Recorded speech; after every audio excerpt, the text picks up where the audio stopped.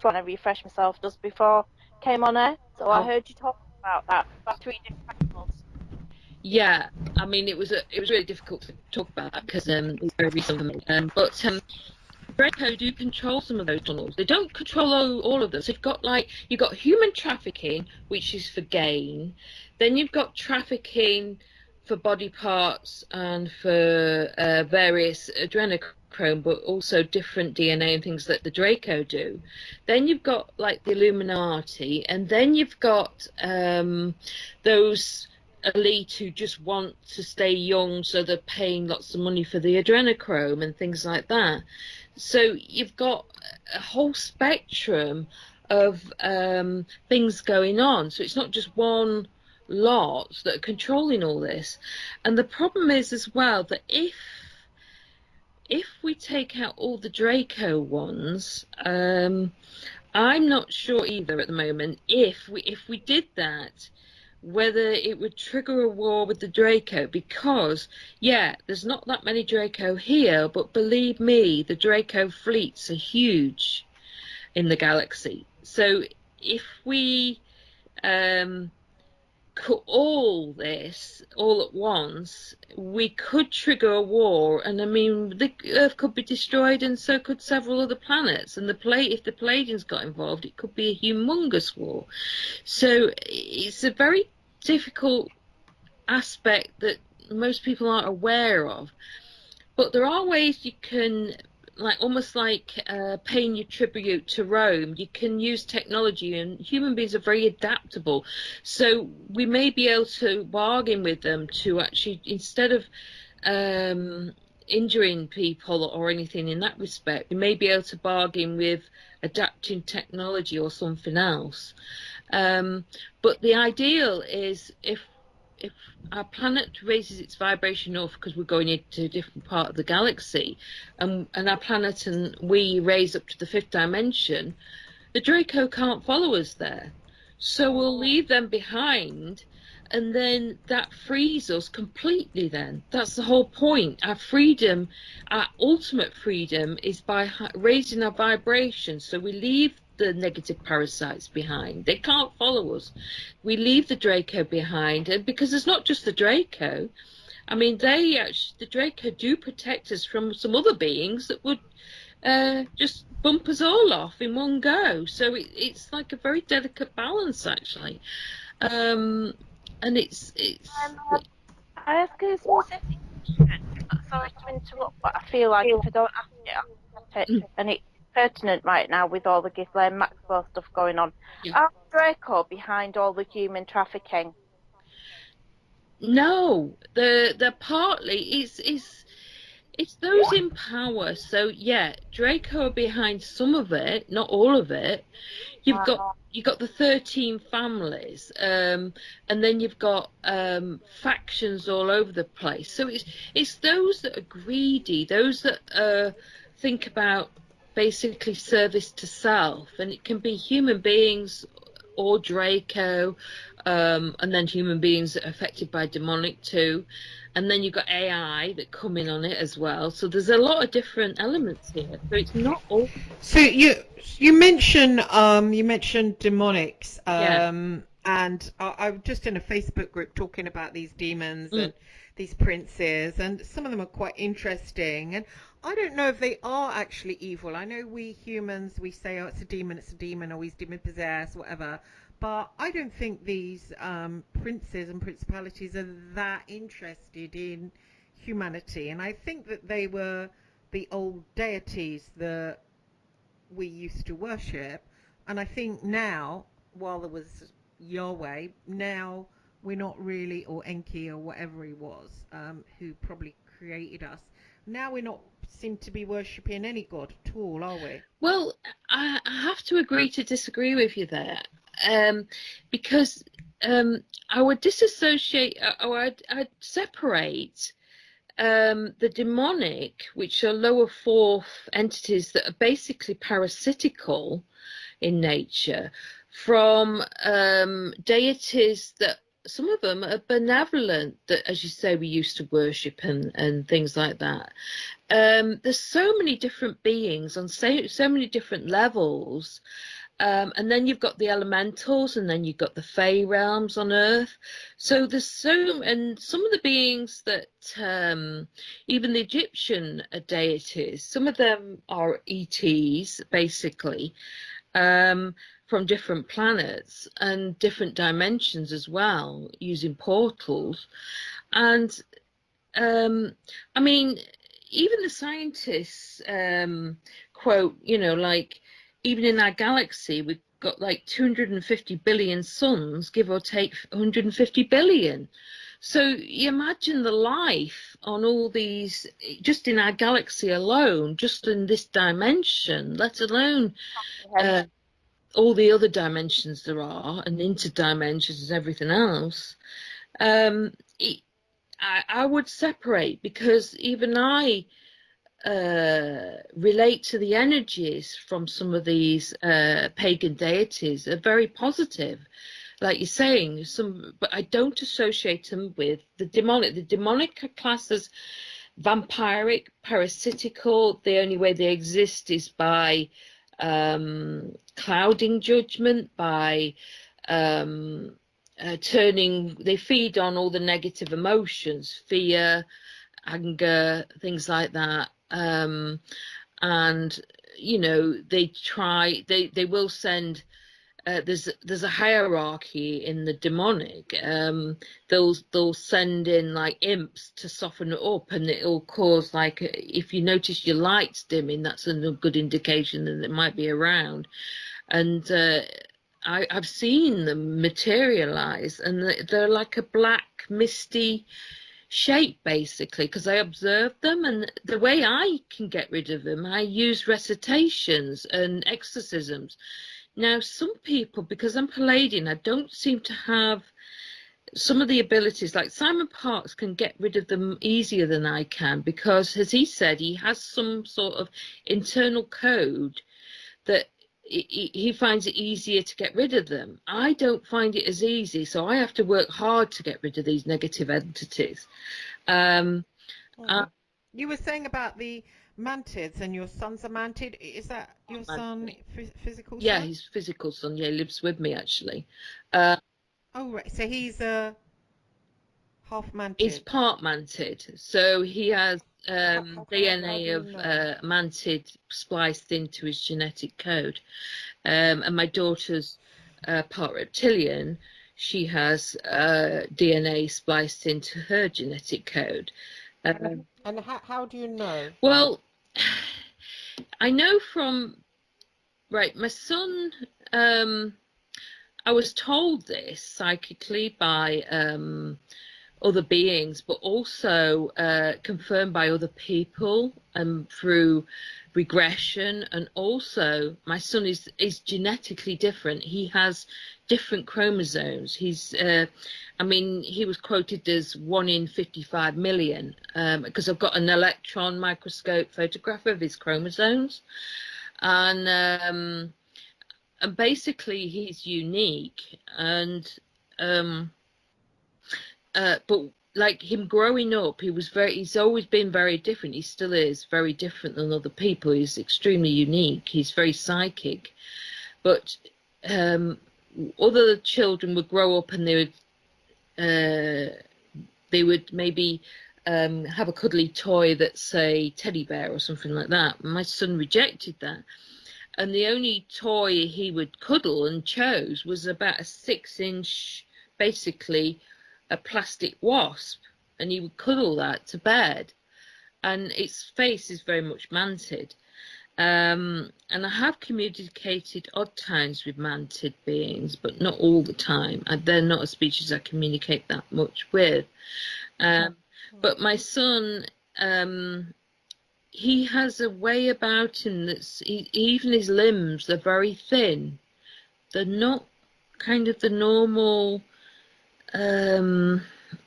thickness of a normal human limb of age. He needs. And what are these? Are bees like part of the mantids? Well, I think it's just something he associated with. They're all different, but it's because of this. Actually, if you look at this, of course, it's a radio program, so I can't show you. But you could text it in the text box. oh, I'd have to find it on my photos. I'd have to do it afterwards or something. Oh, that's okay. Is it a picture of a mantid? No, I've got drawings of mantids, so I can forward them. Could you send them? Yes. Yeah. I mean, I don't know much about them. I was dreaming about them last night, actually, which was odd. It's interesting. Yeah. I have loads of insect dreams. What are they? I mean, I don't know much about them. I don't. Yeah, I do find it. I find it disturbing sometimes that I'm communicating with giant insects. It creeps me out. Oh. I detect mantid in people. I detect Draco in people. I can detect mantid in people. And I can detect... What are they? I mean, I don't know what they are or where they come from. I know Simon Parkes talks about them a lot, and that's as far as I know, but I haven't really listened to him. Very mantid. He is? Yeah, I is think he? so. Yeah, he's part mantid, part Draco, and part human. So where do the mantids come from? I am not awfully sure, to be honest. I don't know myself where the mantids come from. You told me. They're extremely ancient. Oh, are they? Yeah, yeah.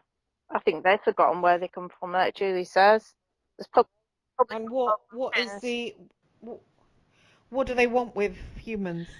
I think I can only go off what Simon, because I don't always communicate with the mantid. What Simon was talking about was that they tend to be mediators, but also they're higher fourth dimensional, so they want to actually raise up to fifth dimension and kind of piggyback on the on human beings. So that's their, from what he tells us, that's their goal. So they kind of have a form of agenda because they want to associate more with human beings so that they can raise their vibration too, and raise up into the fifth dimension.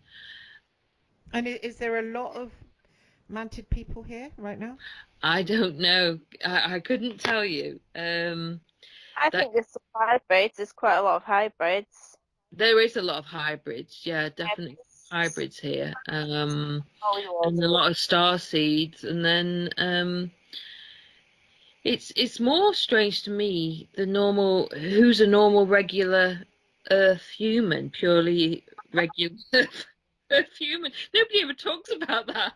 It's like Pelagian or Arcturian or whatever. And it's like, what are Arcturians like? very, very high dimensional. I don't have much contact with them either. I'm mainly Palladians, and I have been to the higher council, which there was all different beings there, but that was just a general meeting. And what do we know about people from Aldebaran? I think Penny Bradley knows more about the people from Aldebaran. I know before I broke free of the well, what happened with me is with the secret space program. I was regular military. Then I left the regular military, and then I worked for Marconi, which got taken over by Plessy in microchips, space and military microchips. But I was also assigned to the secret space program in various ways, from Mars to which wasn't as long as other people that have had 20 and back. From what I recall, it was only about 2 years, and I was a botanist, so I know more about the ecosystem on Mars. And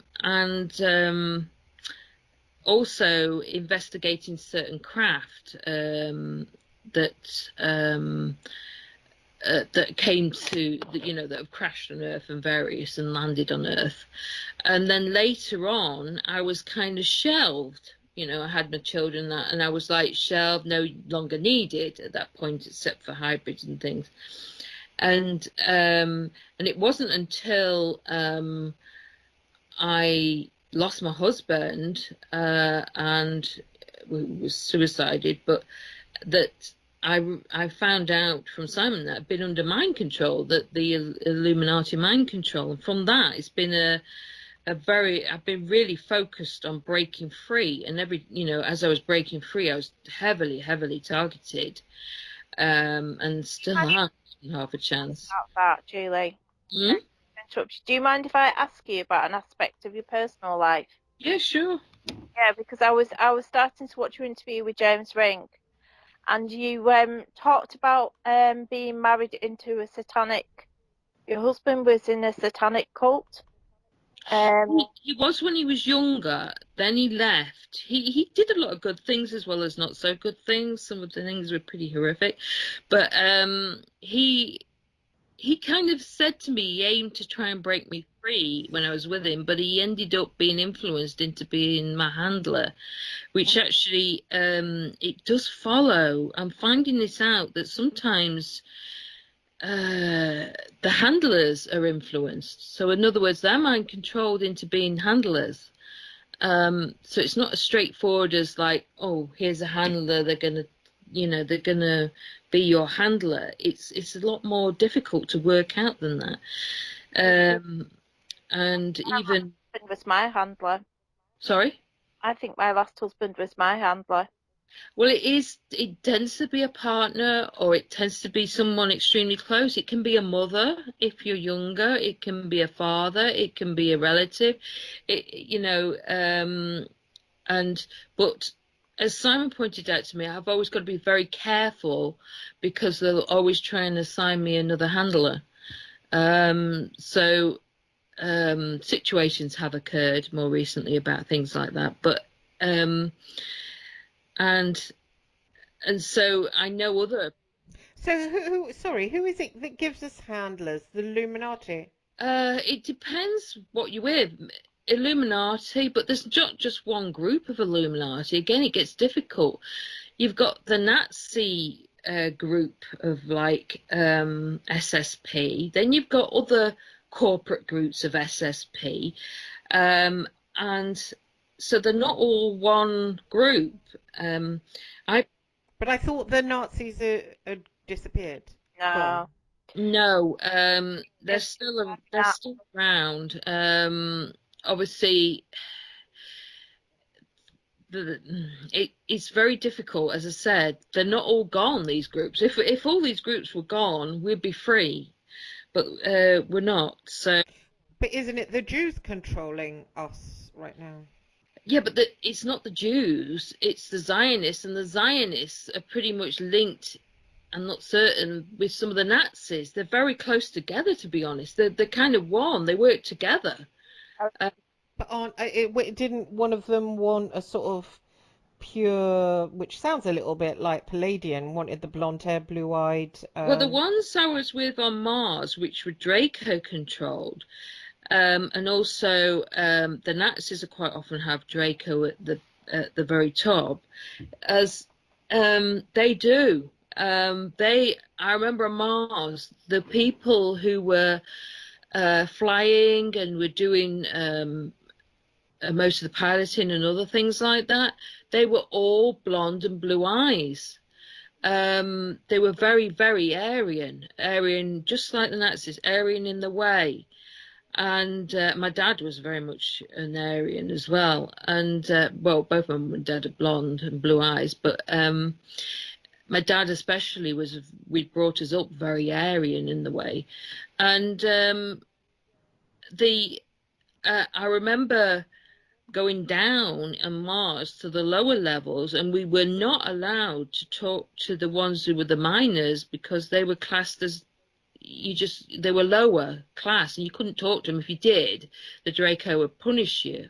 And they were all different races, so they were all different colours and races when they were doing the mining, and it was only the blondes and blue eyes that they wanted, and fair skin, that they wanted as the higher. So in a way, that's a Draco thing, because the Dracos, of course, their royals are white skin, so that's a Draco influence. It's Draco reptilian influence on that. It sounds like Palladian though, because they're the ones that are Palladians. No, there's all different races on the Palladian ships. It's not just the white Nordics or whatever type. I've been up to a Palladian ship and the high dimensionals. There's all different beings on there. There's not just the blondes and that. But there are break-off Palladian groups that aren't so beneficial, so you do have to be careful. Again, some of these groups can be mistaken anyway, because they could be part of the Draco group, being blonde and blue-eyed, and they're not actually Palladians. And also, as I said, there are small bands of Palladians that aren't benevolent, but the higher dimensionals, you can't go up to the higher dimensions if you're a negative being. Your vibration doesn't vibrate at that level. You have to drop the lower level, but you don't get the negative influence. Your consciousness expands, your perception expands when you go up to the higher dimensions. When you come back down here, it's very much a prison planet. Your consciousness is constrained, it's clamped in, and your perception is narrowed down even, and you have to fight constantly to increase your perception, because it has this almost like pressure to sort of bubble in and kind of dumb you down in a way. It's really annoying actually, and it's very heavy here. But yeah, so who's doing that to us? Well, it's the negative demonic, and all.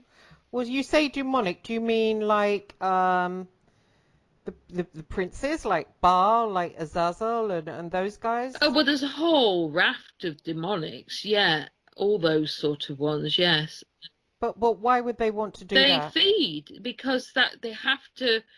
That's how they exist. They exist in the lower vibration. They can't exist in a higher one, so they try and clamp us down to a lower vibration, so that they can, so they can attack us. Because if but it's hard to believe that like a being like say Azazel or Baal or one of those guys need humans, because they're interdimensional. I mean, they can go wherever they want. Well, they can't go so high. They can't go up the dimensions. And remember, we're food. So they do feed, and their food is negative energy, in whatever form. And it's not just on this planet, it'll be on other planets too. But it's just in relation to this planet I'm talking about. But I remember when I was young, being made to go through a portal that was a very negative portal. This is why I say you don't go through the dark line portal, dark line energy lines, because there's the light energy lines and the dark ones in the galaxy, and you know how you open a portal using electromagnetic fields, well, you can open them to the negative too.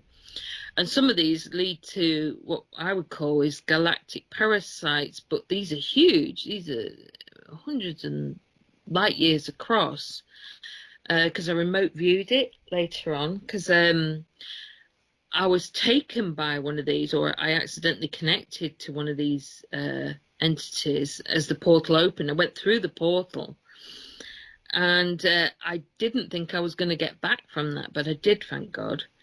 How I got back is just divine, I don't know.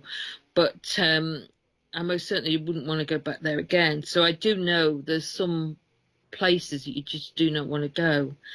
It's hard to describe, because you can't describe these things in human terms. Yeah, I just think, like the fallen angelic, for instance, that we often call angels, they're more powerful than us. So I don't know, I think the negativity, the negative vibe is often from humanity. It's humanity that's greedy. It's humanity that wants to live in the flesh forever. Where does that come from? That idea comes from, not from humanity, from what I've understood. Yeah, there are people who just can't see very far, so they get carried away with the human bodies and the human way of thinking. But ultimately, it feeds into the negative. It feeds into the negative AI, and it feeds into the negative demonic realms. Because even the Fae and elementals, there's a positive and a negative within that. And you are. Where do you mention negative AI? Where does that come from? Excuse my ignorance. Well, it's very difficult. I'm not certain about negative AI because my understanding of AI, I got, we get these scuttlers and things like that that are associated with the darker energies from like Draco and Illuminati and things like that. And I might get myself lost in trying to describe the negative AI. I think it may be influenced itself. I know with the black goo, which is changing slightly, which is a form of being that's not exactly AI, but it can be used in organic computers. And I did have some black goo removed from me that was put there by the Draco to help control me and also keep tabs on me. But what more recently I found out about the black goo is after a mission to an asteroid, is actually the black goo is a sentient being imprisoned by the Draco into like cube type energy fields and then reprogrammed to be negative. Because again, the Draco are an ancient race, but they're very parasitical. They aren't demonic, but if they die, they can become vampiric sort of negative entities. I found that out from somebody else who deals with demonic and clears houses and things like that. He mentions that with his experience, and that's Chris Fleming. He does like help a house is haunted, things like that. But he actually deals with the demonic and clears houses. But he also, you know, doesn't necessarily clear a house if a ghost or something wishes to be there and things like that. But everything's really connected, from the elemental world to the Fey world to ETs, terrestrial beings. There's a connection.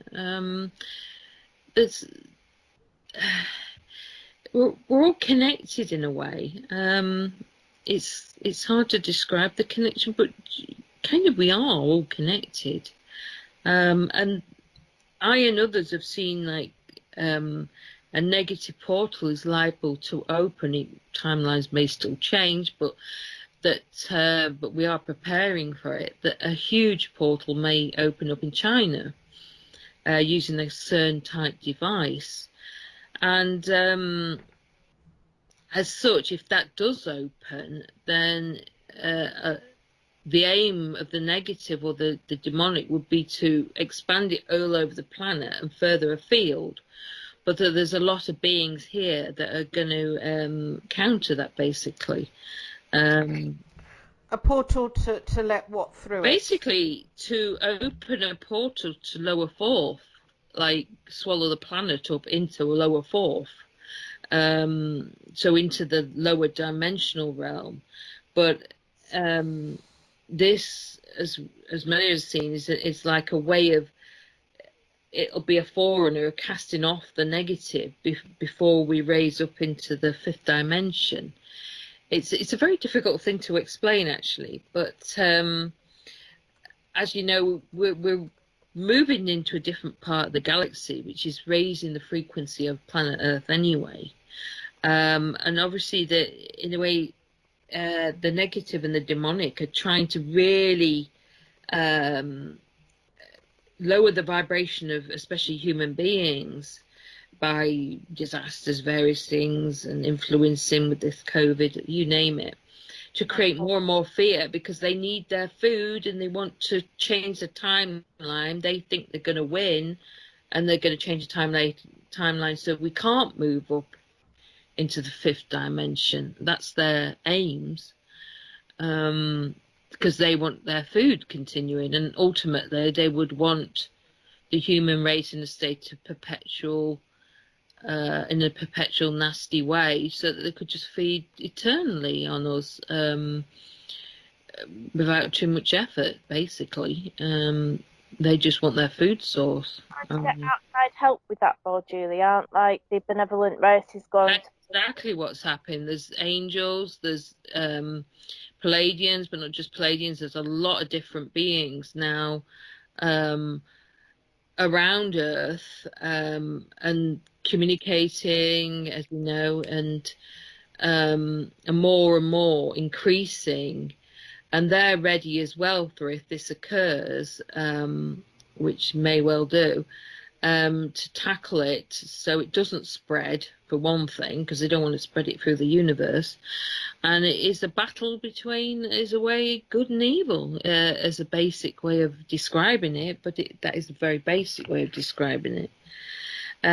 But we are, at the moment, obviously, in a duality universe. We are in... there is an element that we do need some to a certain level, the negative to counterbalance the positive, like creating matter, but that's in a quantum sort of way, because we're in a lower dimensional field, third dimension. But again, that goes down the quantum physics field. But there's a balance, basically. Some universes are pure positive light, some are pure negative. So it's a free choice, really. It's not free. There's influences here to try and blind human beings into be fooled into always accepting the negative. But I'm losing track here, sorry. It's all right. No, we can follow what you're saying. It's just there's so many questions that come along from everything you said. I mean, I've never had the concept that a whole universe could be negative. That I'm trying to get my head around that. I don't know. I just think we're on the verge, like you said, because we're moving into this other part of the galaxy. Yeah. Well, we're going to raise our vibration and everything. But it's not just that. It's with the expansion of human consciousness comes awareness of the rest of, like you said, the different universes, different races, and it's like humankind is we're on this verge of this massive leap forward, for want of a better term, and it's immense. It's It huge. is. And I yet, mean, we don't understand everything. Obviously, we never understand everything. I learn every single day because something's always happening. So, yeah, what my perception is today may well be different tomorrow, because as I learn more, I change and I understand more, and then my perception changes because I'm understanding more of what's going on, basically. I feel like you've chosen to reincarnate at this point in time. Yeah. But how come you ended up being adopted into an Illuminati family and being... Well, I didn't get adopted into Illuminati. My parents aren't Illuminati. What it is well, my bloodline goes back, through my mother's side, to do with Rathbones, which are connected to Rothschilds, somewhere along the line anyway. And in that way it's connected, but my parents never were aware, and my grandparents were never aware of this. But they've been under influence too. So, like, some people say, the Rothschilds, all of them are bad. Well, not all of them are bad, because not all of them are the leading ones, and not all of them are. A lot of them are mind control. Big family, aren't they? Yeah, they're a big family, so it's not, they're not all bad. but like, you know, not any family, they're all bad. But sorry, I was losing track of where I was. Oh, with the Illuminati family and that. Well, it's bloodline, but it's not. I wasn't aware until later on what had occurred. I always had memories that I couldn't quite fit in my regular life, and I'm thinking, and I had a lot of gaps in my memory. And it's not until breaking free from this mind control that I've been able to, and I've gone through regression as well. And obviously Simon Parks helped me with deprogramming, along with a lot of other people helping me. I've had an awful lot of people supporting me, so I'm very, very grateful. Could we talk about deprogramming from Monarch Mind Control in the second hour? You're going to stay with us? I know we're going to have music in a minute. So when it listen out for everybody, and when it comes on, if everyone can just mute their mics, and it goes on for 3 minutes, and then we can unmute. Is that okay with you, Yeah, Julie? that's fine with me. Yes, definitely fine. So deprogramming is what Christine would like to talk about in the second half. Yes, right, okay. So we're deprogrammed. I'm not full. I mean, I don't know. I'm always aware I could still have programs, so I'm very much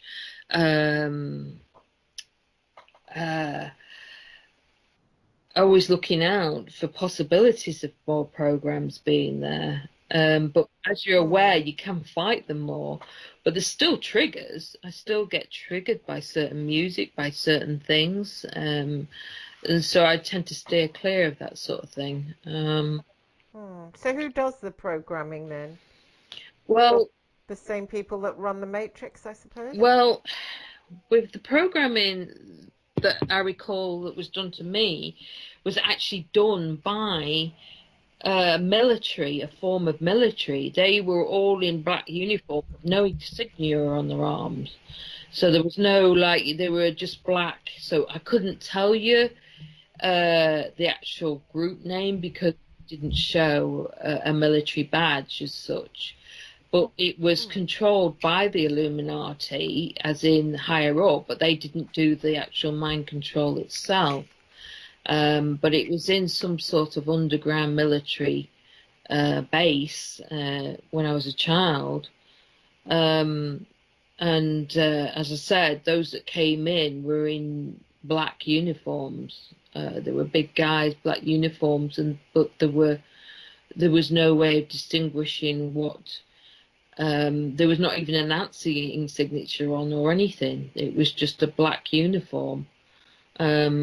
So I couldn't tell you the name of that group. They obviously didn't tell us. And then there were scientists types there. Oh, hang on, we're just going for our break, girls, so just mute up. Okay, see you in 3 minutes, everyone.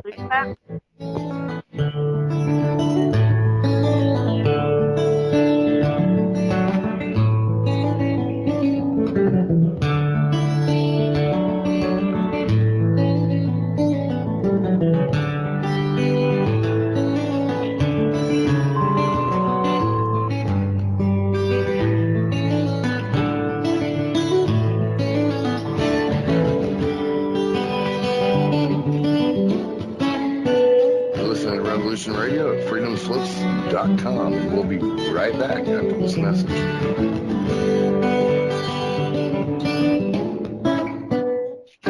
Many years from now, would you be willing to trade all the days from this day to that for one chance, just one chance, to come back here and tell our enemies that they may take our lives, but they'll never take our freedom!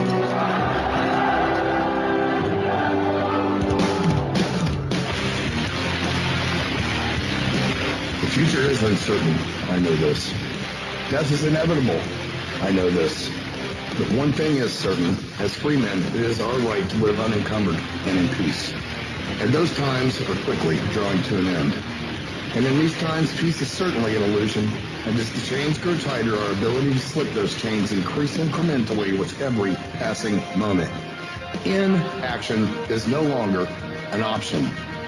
It's time to raise our voices like a cacophony of thunder and lightning and tell the masters no more.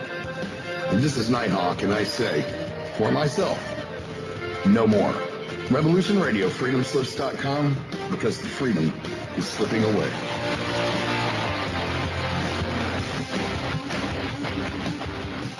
Be evasive, but that doesn't mean that they're telling the truth as opposed to fiction. And Genesis chapter 6, verse 4, and there were giants in many days, and also after that, when the sons of God came and unto the daughters of men, indicating that there were giants before the Nephilim.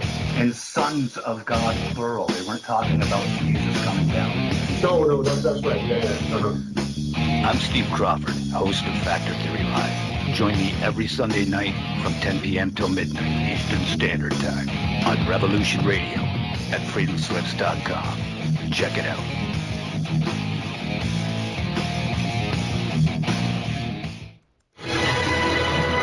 I want to thank everybody for listening to Revolution Radio at freedomslips.com, the one place where information never sleeps. Revolution Radio.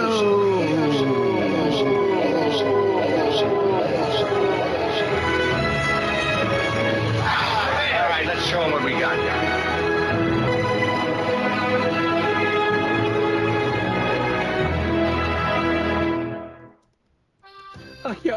Please, Hi, Karl Marx here. I am all seriousness today, my friends. There is this show you must not listen to. The Ultimate Remedy with this guy, LB. This guy has figured me out. I hear it on Tuesday, and he is telling the truth. I mean lies. Stay away from this guy. Where's my good hairbrush? Anybody see me? Mama! Want to learn more about the Marxist agenda and other important stuff? Listen to The Ultimate Remedy with L.B. Bork, Tuesdays, 6 p.m. Eastern, right here on Revolution Radio. All right, thanks for listening while we take that short break here at Revolution Radio, freedomslips.com. And now we're going to get back to your host.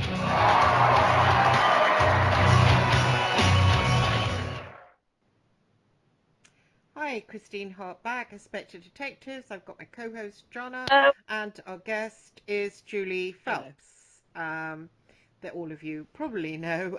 She's been on basis quite a lot.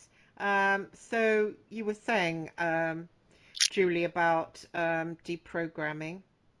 It's where to start with that. Right.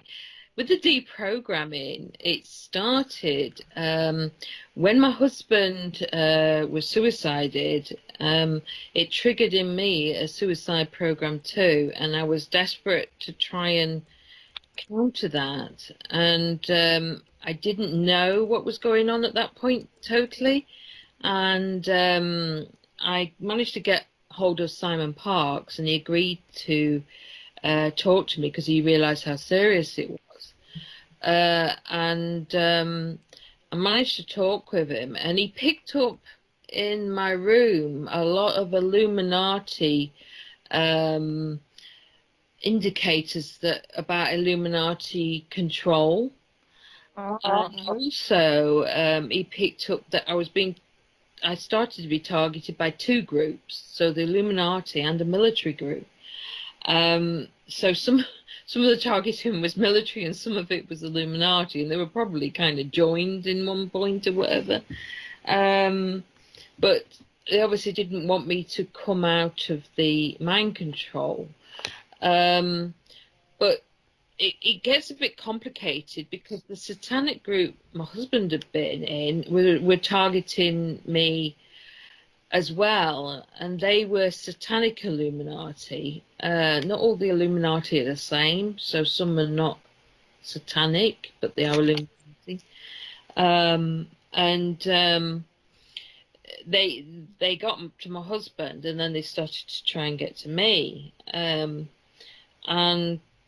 basically, Simon helped me focus on what to do next. And what it was is I then recalled, I started to explore once he explained to me about mind control, because I didn't know anything about that.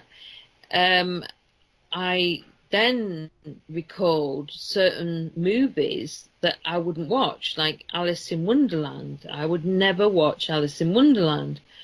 And there was a certain I think it was 1976 movie I got online. And I thought, right, I'm going to watch this, but I'm going to be very careful because I'm trained in psychology, because I took a degree in that later on. There's a certain technique you can use in that helps if you're suffering post-traumatic stress disorder to slightly keep you away from something so that it doesn't cause as much trauma. And that's the rewind technique. And basically, you imagine yourself in a seat, watching yourself, watching what's happening. It may be a memory, but in this case, it was a movie. So I was watching myself, watching the movie, and this was to keep a separation in case there's a trigger in it for another suicide program. Because this is the problem when you're deprogramming people, there can be hidden suicide programs. And anyway, so I thought, right, I'm going to watch this movie, and it got to it made me start to feel really sick even watching it in this way. And then all of a sudden it started to trigger these memories. It started to trigger memories of being in rooms, of what happened to me as a child. And I drew some of these. I drew what happened, and I drew I then triggered memories of alters that were put into me, or split off, by the mind control. And also some of the programming, using like the Cheshire Cat as in Alice in Wonderland, projected into rooms as a negative, that something torture was going to happen, whether me or somebody else. And then from that, I also recalled that the Queen of Hearts was literally a symbol of death. It wasn't a loving thing. It was a symbol of death. And the White Rabbit was a way out of the mind control. So I always associated the White Rabbit as a positive, not out of the mind control, but out of the negative things happening. So that programming at that time would end, and then bring me back to normal life using the White Rabbit. But that White Rabbit, Julie, the White Rabbit, I don't know if you know my experience with Aquino, where I had been woken up, somebody had told me about the programs, blah, blah, blah, and I had been jerked about in my life as a journalist to go and get close to the real IRA and sleep with one of their leaders. I didn't want to. I'd spent many years doing this, doing that, and it was all not to my benefit. And I didn't realise. I just thought I'd had a lot of strange adventures. And a woman read my book and said she thought I was a monarch. And I kind of thought, well, perhaps. And I realised I had these different alters. And one of them, this girl I met in a group, said write notebooks for the different alters. And there was just one I couldn't get to. It seemed like when I had it in my mind's eye, it was like covered in like ice or like white frost. And then one time somebody said to me, this Colonel Aquino guy was a programmer, knew about all these programs. So, of course, I, as a victim of it, wanted to talk to him about it and question him. So I sent an email, got ignored, sent another one, more pushy. And then I was trying to get to sleep and I saw this like rabbit in front of me. And I didn't know anything about rabbits or anything, but it was very... I saw it really clearly, and I don't like rabbits, so it was like I got out of bed, went to the bathroom, splashed my face with water, shook my head, thought I don't get that sort of rabbit out of my head, went back, tried to sleep. Again, the rabbit appeared, just I can see it so close up, so fleshy and disgusting, and then suddenly it went shum, and it went away from me, and this altar that I couldn't fathom shot out of me and shot after it, and it went horizontally over land for quite a long time, really, really fast, and then suddenly the rabbit went downwards, and I followed it, and I sort of went down, down, down, really, really fast again, and sort of crashed on the bottom. And then I came face to face with that Aquino guy who said, "What do you want?" And I thought, well, what do you mean what you want? What do you want? And he said, what do you want out of life? And I said, oh, love, I suppose. And he showed me this like universe thing, and he showed me a, oh, I forget what they're called, this shape within a shape within a shape that people can travel inside. And he said, if you get in that, you can go to the consciousness of anyone throughout history. And I said, but what about Jesus? And as soon as I said Jesus, I came back to my body. But that was my first experience of a rabbit. And then I had this other and then I thought, what's all the white rabbit shit going on? And then I suddenly remembered that after the News of the World crashed, and someone from The Guardian called Nick Davis said to me, would I go on record to talk about the phone hacking? And I thought, well, since I've been pushed out anyway, yeah, I might as well tell him everything I knew. And I was set to meet him the following day, and I had a dream about rabbits, and I was walking along, and white rabbits kept appearing.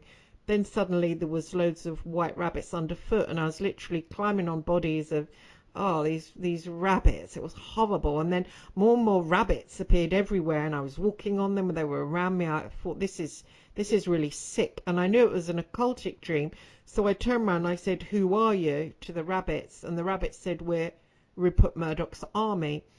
And I came out of it, and I rang Nick Davis, and I said, I'm not going to talk to you. And he said, why not? I said, just rabbits.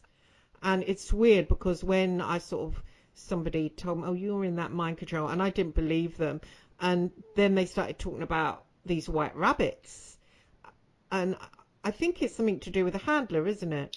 Well, it's to do with the programming. So you definitely have some sort of programming, and I think people have different forms of programming, and now, of course, they can use electronic methods to just program people a lot quicker.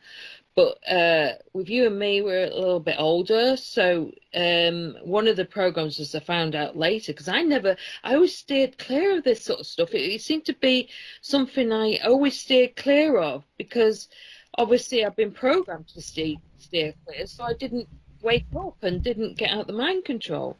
But yeah, the Alice in Wonderland program is a well-known one for our age group, and even my mum doesn't like Alice in Wonderland, so I'm suspecting she's been under mind control with the same sort of thing.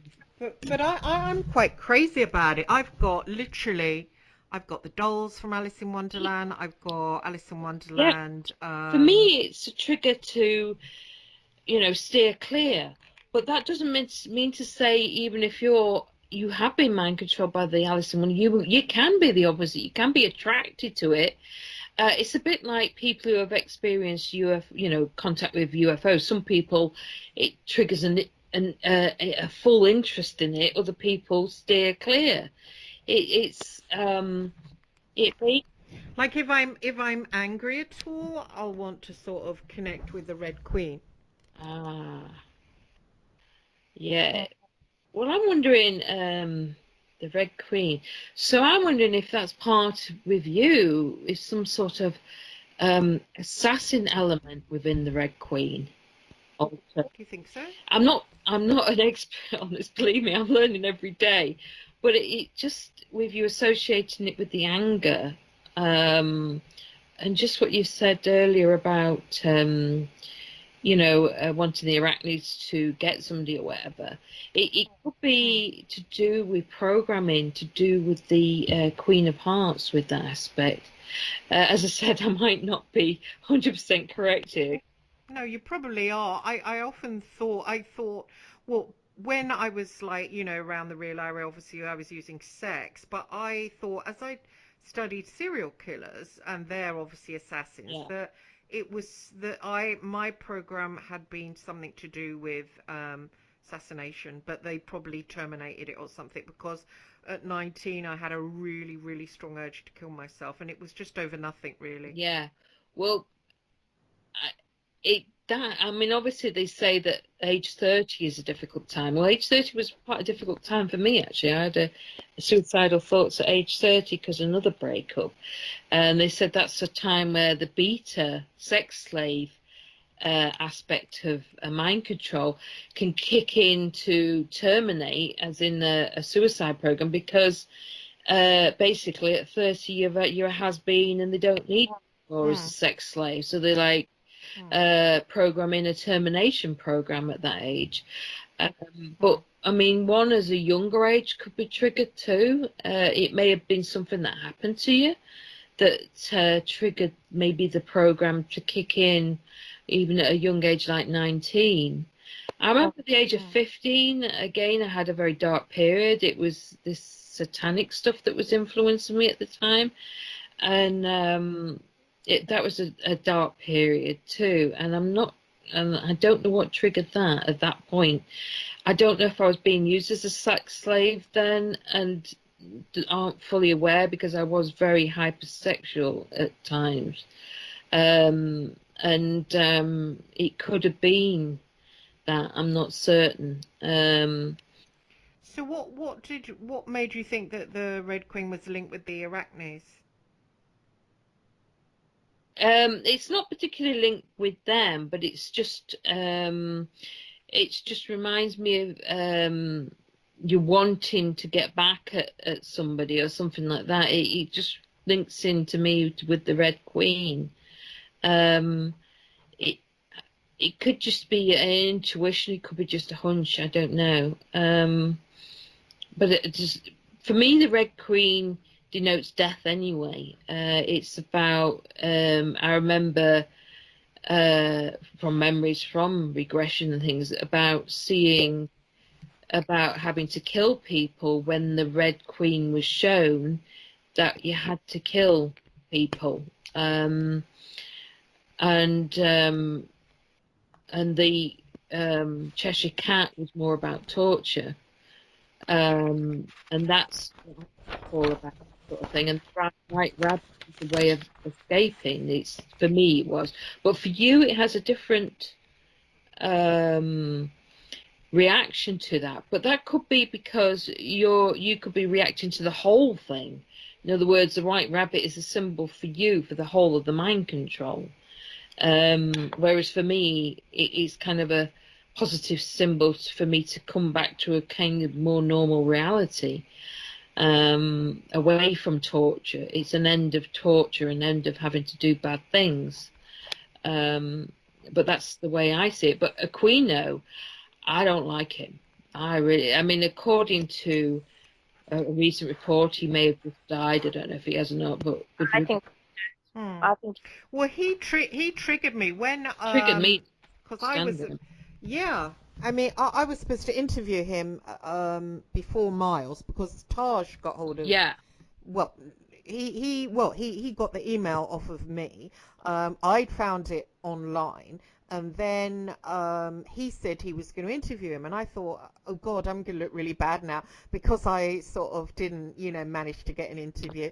So I spoke to Miles and said, why don't you do it, And then I thought to myself, well, hang on, why don't I just do it? And it sort of went back to and fro, and then a lot of people online got involved, and they were saying to me, oh, you shouldn't do it, and all this kind of stuff. So in the end, because of that, I backed out. But Miles didn't do a very good interview with him. He didn't mention the mind control, which is the number one thing I feel he should have mentioned.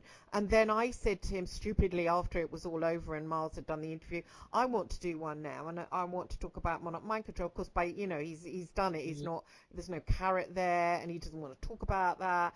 And he said to me, do you mean in an email, do you mean that rubbish where they slowly turn a card over and reveal the Red Queen? And as I was reading the email, it was like somebody had poured, just I said, when he said turn the card over and reveal the Red Queen, I went really icy all the way through. And I just got the same reaction when you said that. Really? Yeah. It's horrible. Creepy. It's a trigger, isn't it? Oh, That was really creepy. oh my God, that means death. He was threatening you. That's Oh, yeah. really? The Queen is the death card. It's a real trigger for me. Actually. Oh, so he was threatening me, the piece of Yeah. chubby Can't shit. stand Really? it. That's He interesting. he was such a dangerous person and absolutely evil. No, I couldn't have talked to him. Oh, so what was it? A threat? Oh, you speak about that, and because I got in a state of I was icy, and I was icy for a couple of hours, and I rang. I think I rang Taj and said I'm in a state, and I think I went into that altar that followed him. That followed him as a rabbit, and I couldn't get out of it.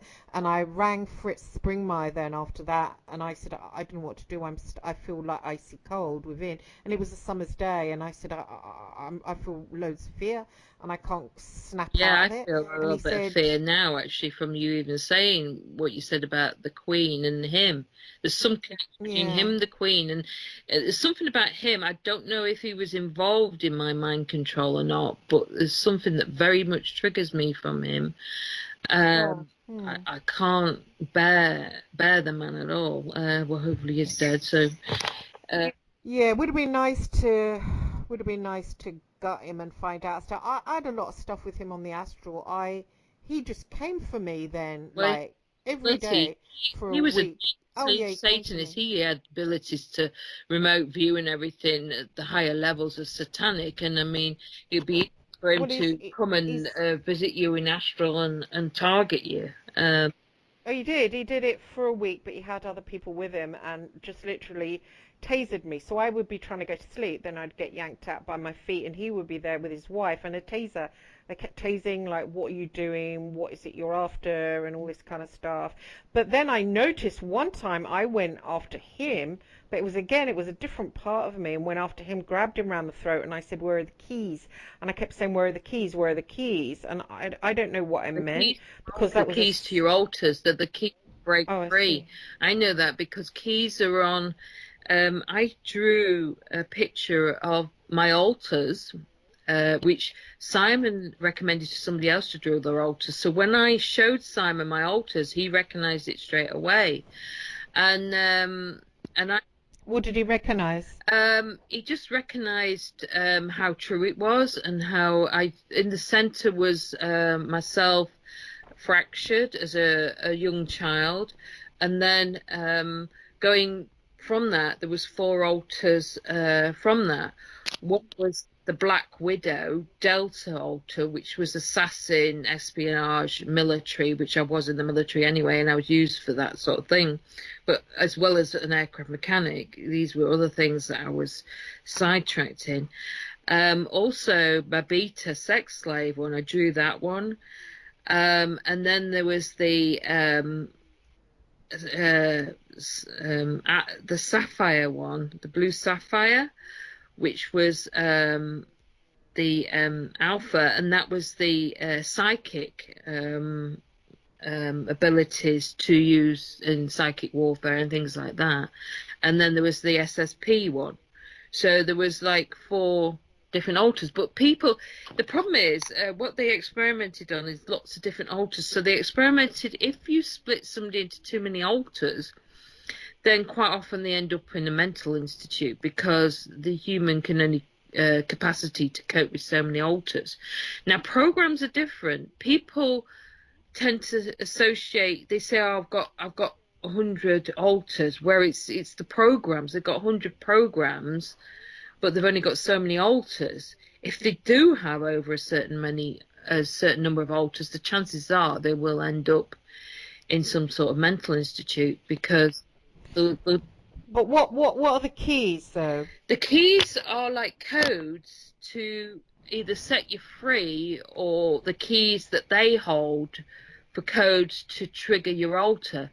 So there's codes that they may. I mean, it's like I'm all right on this Skype, but I will not answer the phone. It's very rarely I'll answer the phone unless I know who it is, because I have a bit of a fear of phones, because I know the phone's been used with codes with me in the past. and I have this fear of phones. I can do Zoom, I can do Skype and things like that, no problem, but phones I steer clear of.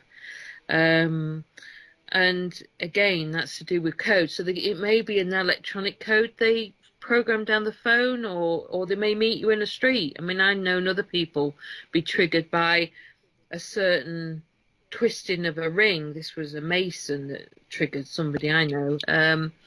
And that can happen too.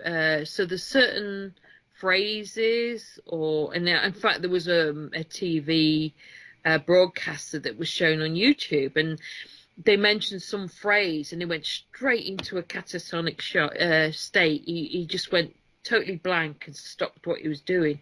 So he'd been mind controlled, and inadvertently, this phrase had been said live on TV. Well, they were trying to hide the fact this had occurred by panning away from him and everything.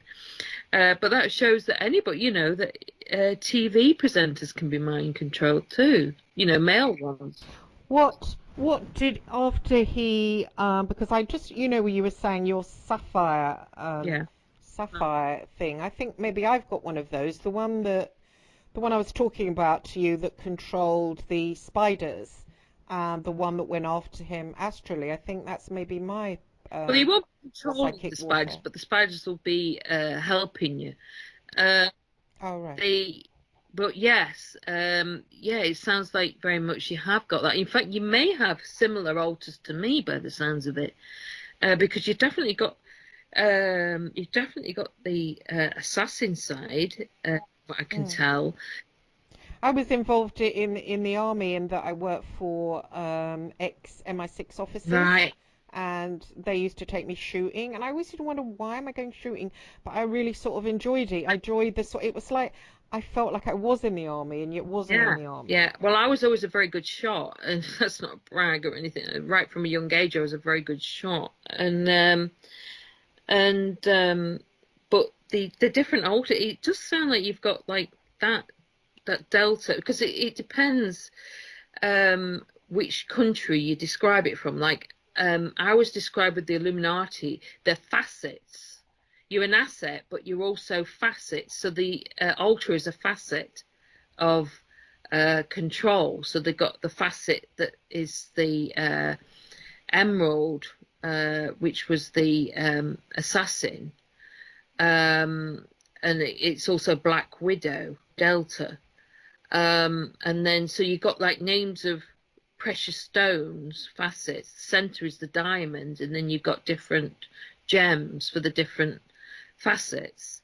But in the American system, it's more an asset. You're an asset. So they describe it slightly different as an asset. So the psychic one, the one that I can't really reach or have control of, how do you get control back?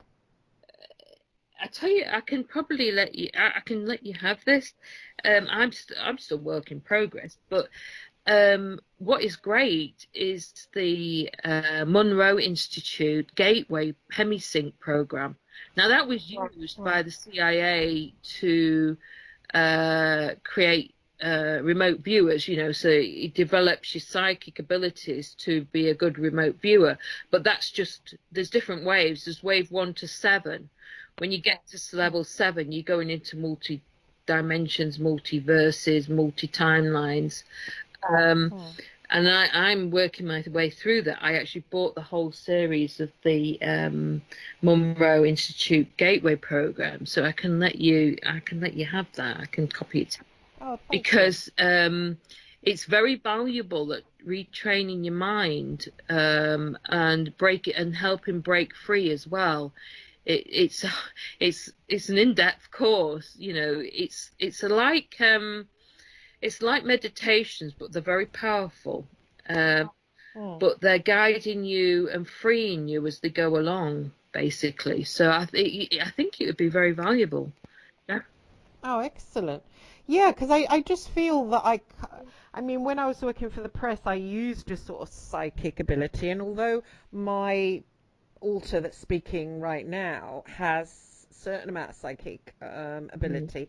That other one that's sort of active, and the sort of one covered in frost that I can't reach her at See, all. that would where the key comes in. Those that have the key would be able to unlock that frost and then use you in that capability, your full psychic ability. You see, they want to suppress our full abilities because they're basically afraid of they want to utilize our abilities, but they don't want us free to utilize them ourselves because we can turn them against them. You know what I mean? If we're fully free. So that's why they tend to keep us down in one and keep us those aspects locked down as much as they can.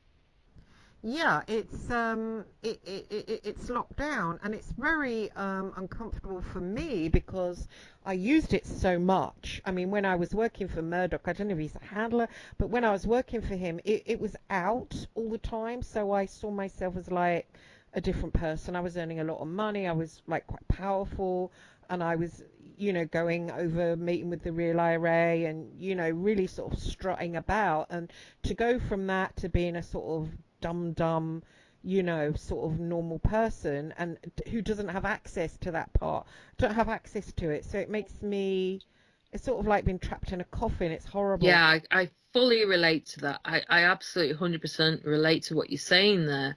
And it's also something you've got to watch yourself as well, that some of these aspects, the negative aspects of these altars don't come out. So I'm always aware myself and keeping an eye on myself all the time, reflecting everything else. But as I said, this gateway program is very good in that respect. And it's hard work, but it's well worth it. And if I sometimes do try and trigger myself on purpose just to see what my reaction is, and just to see how much I can handle it, and basically to try and reintegrate it. So what I've attempted to do is, because I've got a degree in psychology and everything, I've tried to reintegrate these alters as part of me, so my normal self, so that I, as you say, absorb those capabilities. I'm not fully there yet. I'm still a work in progress, but I'm getting there. So then I am the one in control then, completely, consciously, normally in everyday life. The ones, obviously, the one I find very difficult to deal with is the beta sex slave one, because that one I was programmed from such a young age. It's very difficult for me to counteract that one, visualizing things in a more positive way, because it tends to create visions that are difficult. It's difficult to describe things that are very personal. Yeah, I mean, I've heard as well about like us having demonic altars put in. I mean, I had a really weird vision the other day about, I was saw this serial killer, the one that I'd been corresponding with on the astral, and I just tried to kind of grab him, and then I murdered him, and I got his bones, ground them down into powder, mixed them with paint, and painted the walls of a certain room. Then I made an altar, spread the rest of the powdered bones on the altar, and then called out for my father. And I thought, you know, what's going on? What is that? What is that part of me that, you know? I don't think it can be I think it's like a visualization of part of your program. So you're trying to grind down the program, get rid of the program.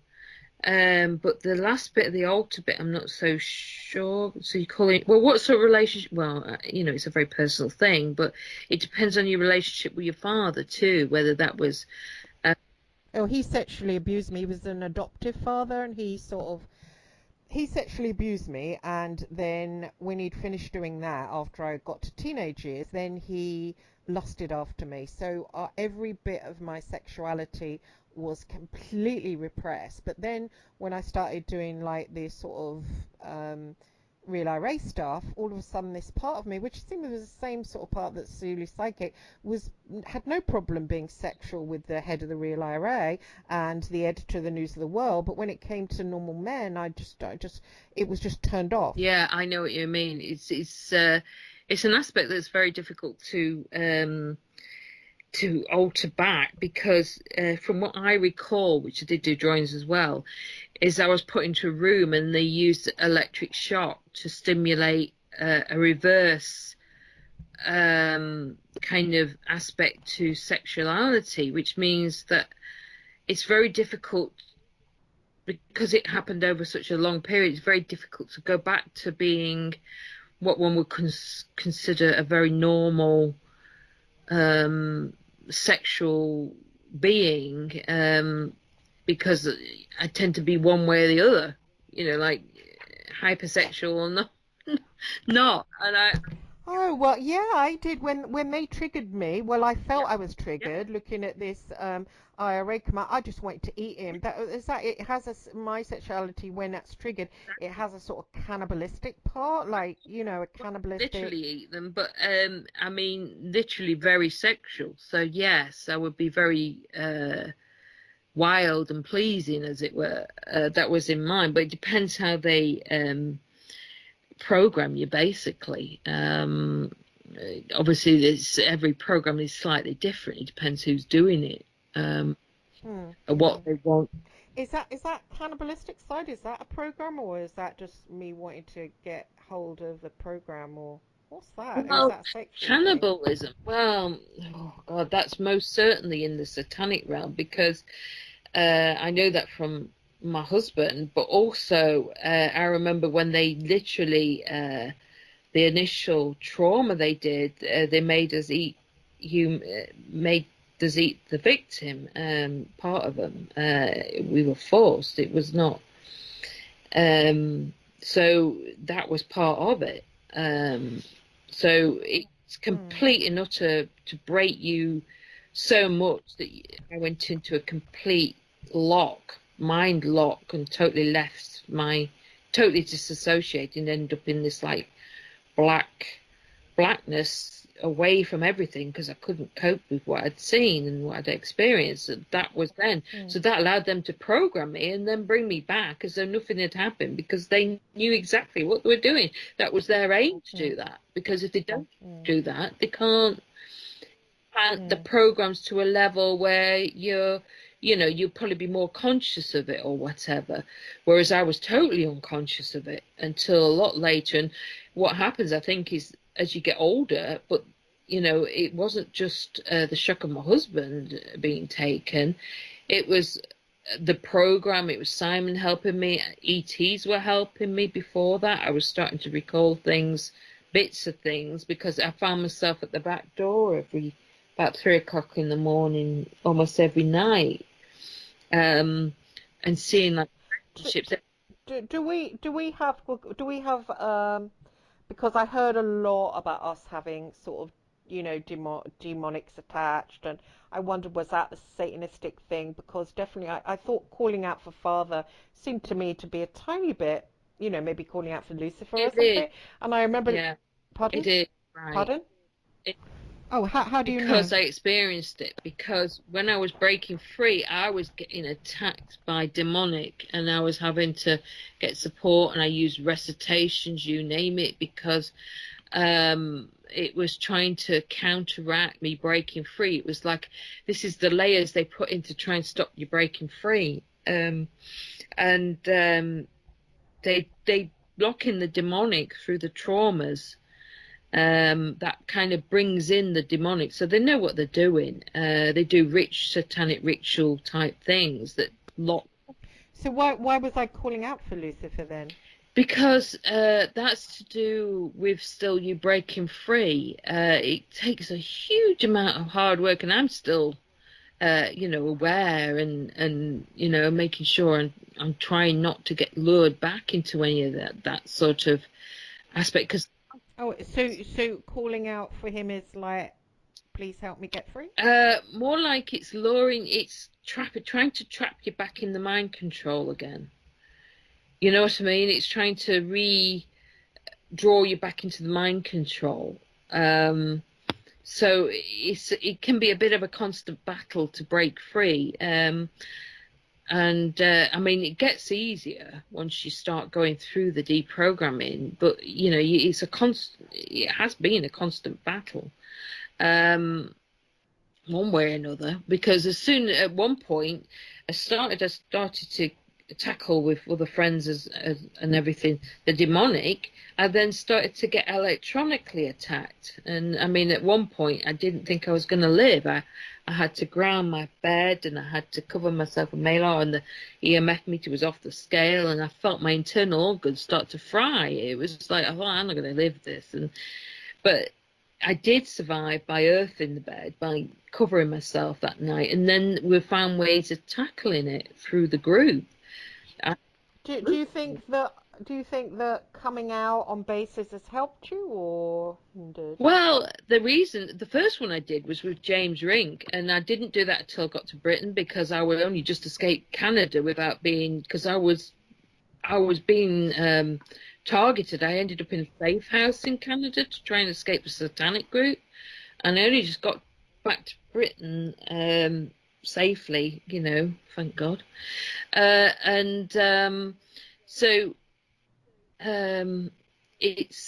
sorry, I lost track now with saying that. I said, did you think that Miles helped or hindered? Because looking at, I don't know if you Max Spears and James Casper, and one of them is dead, the other one's gone crazy after a long time in prison, and sort of now just gone off grid. Miles at all, or anybody for that. You see, I got the attitude, right? I got back to Britain, and then my first interview was with James Rink, Super Soldier Talk, and I thought, right, I've already just about escaped Canada with my life. I had to focus so much, I couldn't do an interview. I was so much focused on trying to live. And so I got back to Britain. I thought, right, sod it. I'm going to do a frigging interview. I'm going to come clean. I'm going to say these things because I'm being targeted anyway. So if they kill me for saying it, they kill me. I don't care, because at least I've got some truth out rather than hiding and not saying anything. So because they still target me either way. So I don't care. I thought, no, I'm going to talk. And I didn't know after that whether I was going to be bumped off or not, but luckily I wasn't. So yeah, I think it helped me anyway. And then with Miles, I came forward with Miles too, and again, it's kind of a determination I've got. I still live every day. I mean, I've been told that because they didn't manage to. I've been attacked, had demonic sent at me by the satanic group not that long ago. They failed. They got hit back by another group, and because of that, they put a contract out on me. Now, I've been told by the higher beings, look, trust. I mean, I've learned to trust. I've actually driven in different places to try and defend myself against things, because I just follow what I'm guided, kind of a precog thing, psychic thing, to try and counteract these things. And I'm pretty damn sure, like not only about a week ago, there was intel down the road. I can kind of spot them, they're pretty obvious. And there was a number of them, and I picked up, and a psychic friend picked up as well, that they were there they'd had a warning that there was probably going to be an attempt at a hit, but this was counteracted. So this is the life that I'm leading, but I'm not going to be scared, because I don't, I've seen what's beyond life, so death doesn't bother me. Being trapped by demonic does, but death doesn't. But I've got tasks that I'm guided to do, which I want to complete before, obviously, I leave this physical body. But I most certainly believe in more than a physical body, so I'm not afraid of death in that respect. I mean, I don't want to be tortured to death, that's for certain. But, I'm not afraid to die. Yeah, no, nor me either. So that's really interesting. Yeah, but I just think, I don't think, Miles and Kerry do it deliberately, but sometimes these like talk shows and obviously not mine because I'm a victim myself, but you know, sometimes I think they're unconsciously being used because if you think of Max and James, they've ended up pretty much. But they probably would have done, and it was their choice. It's like my choice to. It's completely my choice to go on my. I like Miles. You know, it's my choice. No, he's all right. I'm not. It's my choice to do this because either way you're at risk anyway. So as Max knew this, he knew. He said, he said before, he's not afraid of death. I'm not afraid of death. So if I was taken out tomorrow or something like that, at least I've done something. At least I've come forward to share some of what I've experienced, rather than keeping it quiet and possibly being taken out without sharing anything. So it's a personal choice, really, in that respect. And I choose to talk about it because, I do want the planet to, I want everybody to understand what's going on. But I do want a positive, it's about raising our vibration. So, I've done quite a few. It was difficult doing some of these things and breaking free and everything else, and there's been a lot of tears and a lot of anxiety and a lot of difficulties going through breaking free, and a hell of a lot of pain too. But it's about that breaking free. It's freedom. It's not just for us, because all of humanity's been programmed. It's just we've been in a deeper form of programming.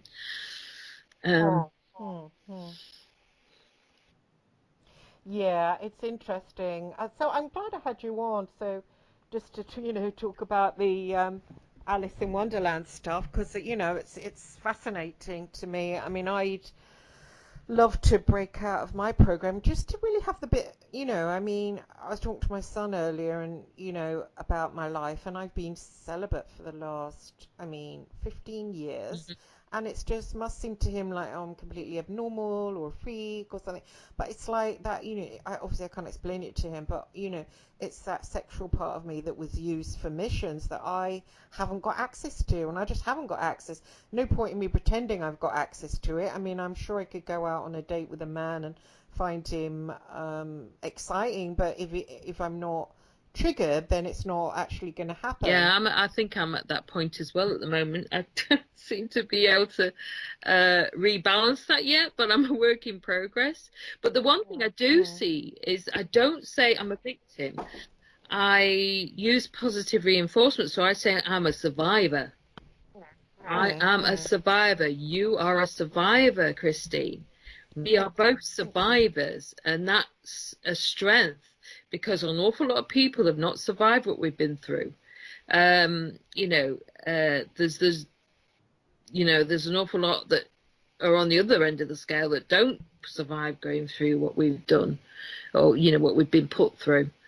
Do you think it's possible to get access to all parts then? I mean, have they still got it on lockdown? Have they actively got it on lockdown? You mean our programming, or our alters? Oh, it's perfectly possible, because it helps me having a degree in psychology and other aspects, that I actually look at it. Yeah, it is possible, but it's a lot of work. You've got to. It's like a detective story. You got to. So those people that have locked it down, it's them that they're still active. We're not free, basically.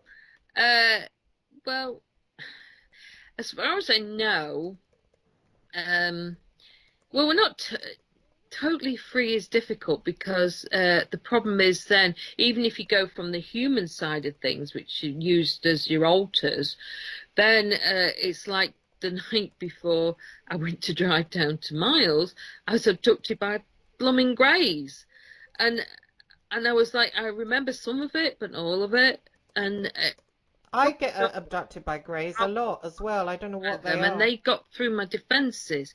Now, it rather cheesed me off, actually, but it meant that they had managed to get through my defences and controlled me to be able to abduct me. And it's like, that irks me, because I want to be able to defend against that. Or I want to be able to totally defend against reptilians controlling me or something like that. Now, I do seem to be able to stop them coming in now, psychically, but Greys managed to grab me. Now, I don't know how they did that, but they managed to.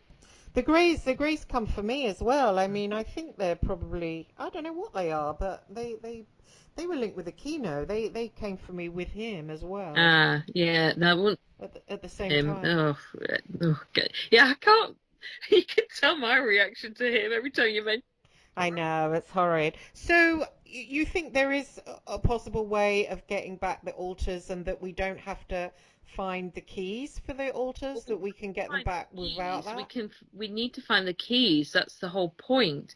But as I said, the Gateway program can alter that. The Gateway is a form of keys.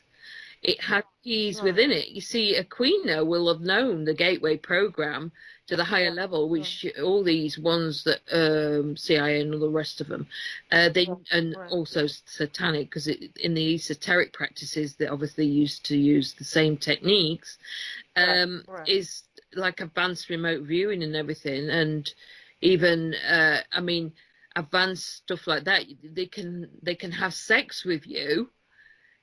Psychically, when they're advanced, when satanic ones can do it, others can do it. So, magicians can do it. So if they can project themselves basically to have sex with you, because. Oh, I can do that as well. Yeah, I know, but I just want all my parts back. Yeah. Well, that's a work in progress, and I'm sure I'm sure some people have got them all back, but I don't think I've got all the keys yet. But I'm a work in progress. I mean, it's a mixture between psychologically deprogramming myself as well as the keys to any triggers. So.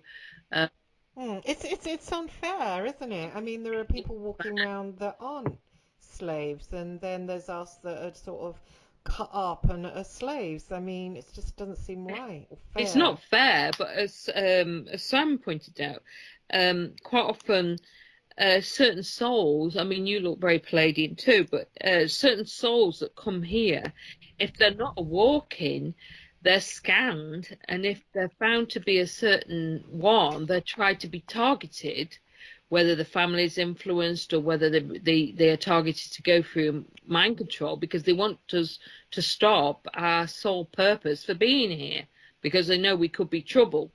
So basically, I want to be as much trouble as I can. And who's doing that though? Is that the Draco? The Draco, I don't know.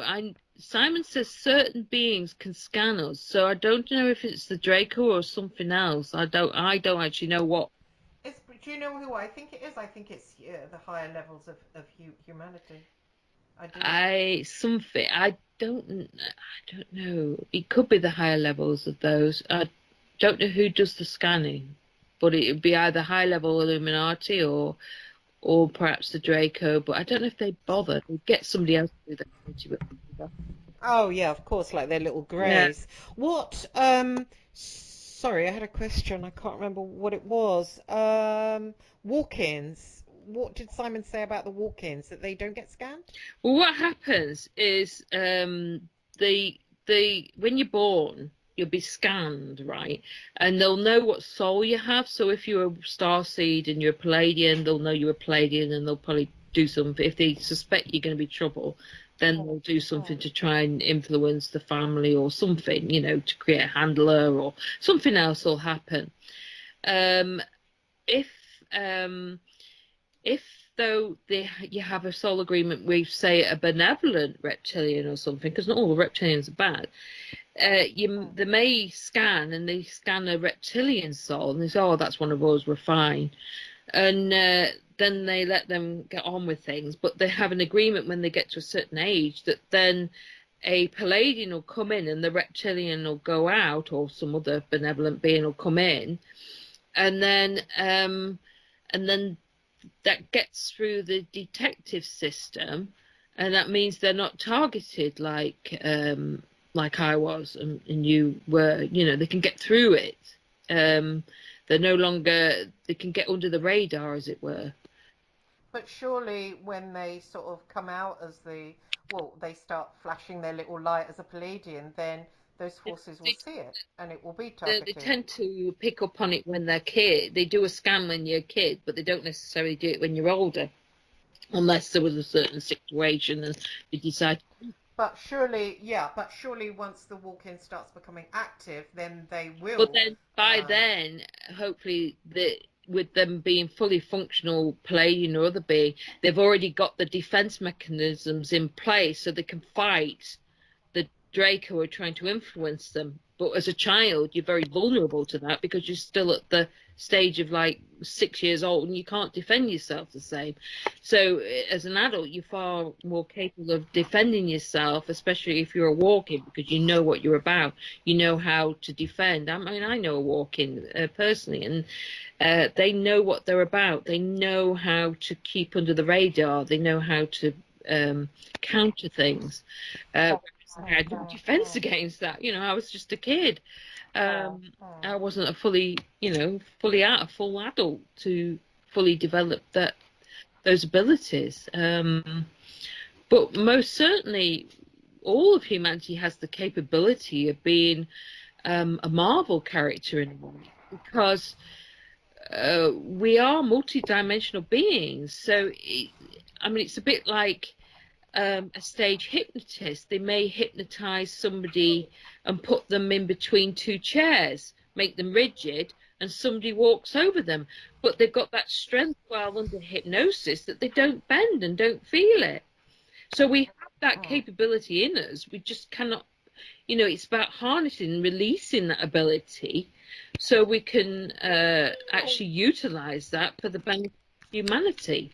Not as petty revenge or something, but as to help humanity, because we have got those capabilities. I mean, hypnosis is a great way of showing that. Yeah. It's interesting. Well, it's great having you on. I think we're going to get the music cued in a couple of minutes. Jana has, I think she's. Oh, there she is. I'm so sorry. You're so quiet. I didn't know you dropped off. No, I came back in, but I was listening to the conversation. It was very excellent. So what do you think of anything? Do you want to have the last word since you've been so quiet? Well, I actually felt something walk out of me, leave me a few years back, which was really weird. I don't know what it was, but I just felt something walk out of me, leave me in like an aspect of myself. So I'd heard of walk-ins, but I've never heard of walk-outs, and I still to this day have no clue what that was. But I definitely felt part of leave. That's interesting. It could have been a program that you broke, that because even if you haven't been under mind control, there could be other programs. But it could have been a program you broke, which meant help you break free and wake up even more, or realize your full potential. Crossroads as well. Things always happen to me at a crossroads, I've noticed. I'm more ET alien stuff than I think any form of mind control, I think. Right. So I've had more experiences with that. As far as I know, I mean, the only thing as far as mind control is I hate the Beatles with a passion. I can't stand the Beatles. Well, they have got codes, I think, in some of their music, and obviously the couple that had the baby, the doll split up into bits, which is obviously rather. Okay, girls, I think you can hear the music. It's playing us out. But thanks everyone for coming on the show. Thank you, Julie, for coming on the show. Thank you, Jana, for being my co-host. And thank you, everyone, for listening. It's been a great show. I really enjoyed it. God bless, everyone. Bye.